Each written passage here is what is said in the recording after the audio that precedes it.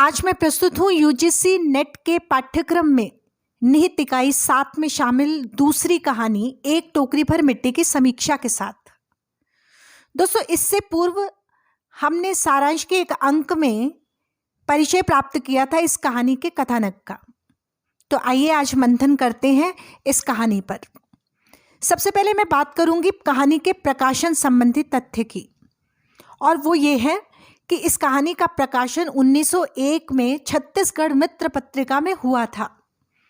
यदि हम प्रकाश डालें कहानी की पात्र योजना पर, तो हम पाएंगे कि जमींदार और अनाथ विधवा ये कहानी के मुख्य पात्र हैं, और इन दोनों किरदारों में से भी अनाथ विधवा बहुत ही सक्रिय भूमिका अदा करती है।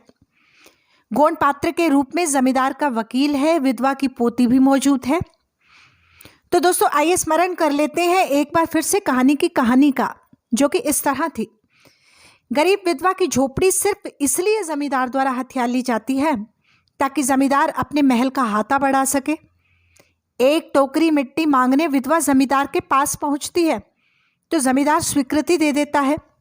विधवा के विनय करने पर जमींदार मिट्टी की टोकरी को उसके सिर पर रखवाने के लिए भी तैयार हो जाता है, पर वह शारीरिक कार्य कर ही नहीं पाता। वस्तुतः धन बल के साम्राज्य पे ये जो शीर्षस्थ पर बैठा हुआ वर्ग है ना, ये जमीन से जुड़ी और निम्न वर्ग की तकलीफों को कभी तल्लीनता से देखता तक नहीं है। यही हकीकत है। यहीं से कहानी का कथानक मोड़ ले लेता है और जमींदार को उसकी गलती का आभास भी करवाता है। तो कहा जा सकता है कि कुल मिलाकर कहानी का कथानक जो है वो वर्ग भेद की समस्या को उजागर करता है। कहानी में एक जगह वृद्धा अपनी पोती की जिद का बयान करती है, और वृद्धा का यह बयान उसके झोपड़ी हथिया लेने के बाद का अब उसका अनुभव है, जब उसकी झोपड़ी छीन ली जाती है।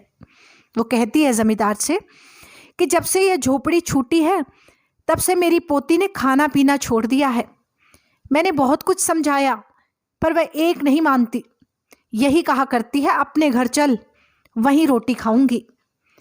ये जो जिद है, पोती की जिद, ये शोषण के खिलाफ शांति से किया गया मूक विद्रोह है अपने आप में। और इस कहानी का एक और महत्वपूर्ण पक्ष है वो मार्मिक कथन, जहां से जमींदार का हृदय परिवर्तन होता है। जब वृद्धा जमींदार को टोकरी ना उठाने पाने पर देखती है तो उसे वो बोल देती है कि महाराज, नाराज ना हो, आपसे एक टोकरी भर मिट्टी नहीं उठाई जाती, और इस झोपड़ी में तो हजारों टोकरियां मिट्टी पड़ी हैं, उसका भार आप जन्म भर क्यों कर उठा सकोगे। तो ये थी माधवराव सप्रे द्वारा रचित कहानी एक टोकरी भर मिट्टी की समीक्षा। उम्मीद करती हूँ ये आपको बहुत अच्छे से समझ में आएगी और आप अपनी प्रतिक्रिया अवश्य जाहिर कीजिए।